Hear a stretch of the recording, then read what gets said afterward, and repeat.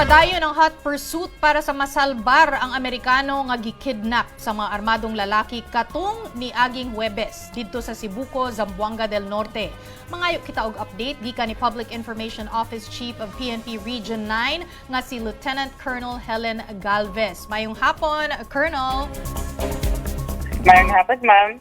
Yes. Colonel, hindi kayo makakaintindi ng Bisaya. Tama po ba? Chabacano po ba? Nakakaintindi ho ako ng Bisaya, hindi lang po talaga ako makapagsalita, ma'am. Okay. So, pwede naman po tayo Okay mag-Taglish, pwede rin Bisaya, Yes, English, no? Pero anyway, Colonel, thank you, no? At talagang sinagot mo kami at nandito po kayo ngayon. Colonel, naa ba tayo hibawaan or meron ba tayong alam nga impormasyon kung asa ni ang mga biktima o iyahang mga kidnapper? Yes, ma'am. For now is, meron po tayong ongoing pursuit operations. Nag-create po ng ating CIMPT, kasama din po sa ating mga partners po sa Armed Forces of the Philippines. So, marami tayong mga lugar na tinitingnan, marami din tayong chinecheck ng mga persons of interest po. So, meron na po pala tayong persons of interest at meron tayong mga tinitingnang lugar. Can we reveal yung mga tinitingnan nating lugar or sa ngayon ay hindi po pwedeng... Nandito ho tayo. Yes, ma'am, it's okay. Nandito ho tayo sa area of responsibility ng Zamboanga Peninsula or the Inter-Region 9. However, meron ho tayo mga coordinations na ginagawa sa ating mga karatig na probinsya po. So, meron po tayong mga impormasyon malamang about dito sa ating kidnapper, no? Parte ba sila? Can we confirm kung parte sila sa isang grupo, Colonel? Sa ngayon po, hindi pa natin ma-confirm kung anong grupo ito. We have person of interest, 4 po sila. May mga names na po ito. Ang hinahanap lang ho natin ng kompletong information talaga and evidence po para po may tukoy po talaga natin kung sino po talaga, kaninong grupo ito na bibitaw. So, Colonel, papunta daw, correct me if I'm wrong, no? Merong reports na papunta daw itong mga kidnapper sa Sulu or Basilan. So, ano po ang mga efforts natin? Kasi sinabi niyo po kanina, nabanggit niyo po kanina na merong efforts, no, to coordinate with yung mga karatig na probinsya o karatig na lugar, no? So, ano po yung efforts natin? That's the first question and meron po akong follow-up after that, Colonel. Yes po. We have joint intelligence operation with the Armed Forces of the Philippines as well as yung coordination efforts natin for the continued pursuit of this group.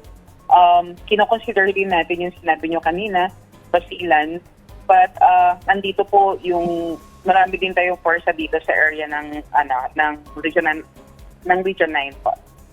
So dyan po talaga. Kasi ang tatanungin ko sana po, Colonel, no, kung nandun pa ba sila papunta sa Basilan or sa Sulu. Kasi alam na nila na pinag-uusapan na nga sa mga balita na dun sila papunta. So baka hindi na dun papunta.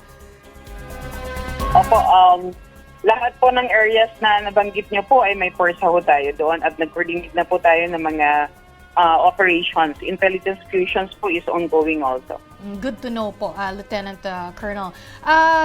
Maiba lang po, no? But in relation pa rin po to this topic, no? Kasi medyo matagal-tagal na tayong nakarinig ng mga balita of this nature, no? Na itong ganitong klaseng pagkidnap. Do you think po, Colonel, ay merong lapse sa security measures sa lugar? Kasi merong mga nagsasabi na ganyan eh. Yes po, lahat ng foreigner na pumupunta sa area natin ay dapat ho nakalista ho sa ating kapulisan. We maintain a list of the foreigners na nandito sa area of responsibility natin and then po mino-monitor ho natin sila. For this instance, for this incident po, 5 months pa lang po siya dito sa area. Unang dating niya dito, ang local police natin ay nag-advise din sa kanila na hindi maganda yung area ng ini-stay niya kasi masyado siyang vulnerable. But accordingly, talagang he opted to stay that area. Okay. What can we do po or how can we assure po yung mga people of Region 9 na hindi na po ito mangyayari ulit? Yes, we continue to monitor our foreigners and foreign nationals in the area. Continue din po yung pagbibigay natin ng security sa kanila as long as pinapaalam nila sa kapulisan or sa authority ang kanilang presence sa area. Sabi po, last question if you don't mind, no, Colonel, merong sinabi si former Mayor Norbideri Eding na complacent daw ang authorities. So, ibig sabihin, parang sobrang mahina or baka may kulang sa ginagawa.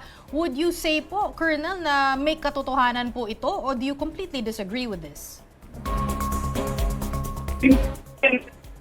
Ayun, yan ang for Chief of Police doon sa area when it comes to the Philippine National Police. Meron po tayong sariling Chief of Police doon sa area.